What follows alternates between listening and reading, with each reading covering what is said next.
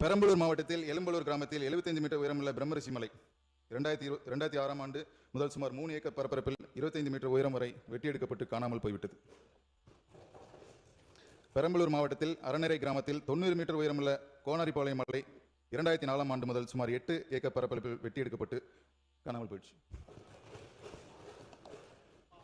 பெரம்பலூர் மாவட்டத்தில் செங்குணம் கிராமத்தில் 25 மீட்டர் உயரமுள்ள செங்குணம் மலை 2026ஆம் ஆண்டு முதல் சுமார் 7 ஏக்கர் பரப்பில் 20 மீட்டர் வெட்டி எடுக்கப்பட்டு காணாமல் போயிடுச்சு.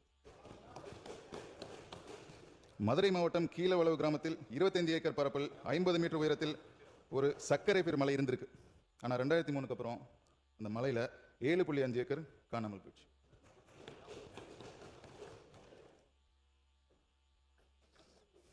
மதுரை மாவட்டத்தில் கொண்டையம்பட்டி கிராமத்தில் 35 மீட்டர் உயரமுள்ள குன்று 2021க்கு பிறகு சுமார் 5 ஏக்கர் பரப்பு வெட்டி எடுக்கப்பட்டு காணாமல் போயிடுச்சு. திருப்பத்தூர் மாவட்டத்தில் ஆம்பூர் பேட்டை கிராமத்தில் 10 மீட்டர் உயரமுள்ள குன்று 2024ஆம் ஆண்டு முதல் சுமார் 2 ஏக்கர் பரப்பு வெட்டி எடுக்கப்பட்டு காணாமல் போயிடுச்சு.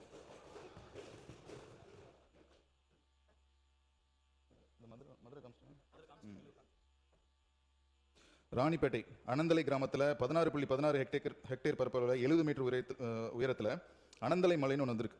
ஆனால் 1998க்கு அப்புறம் இந்த மலையை காணாமல் போயிடுச்சு.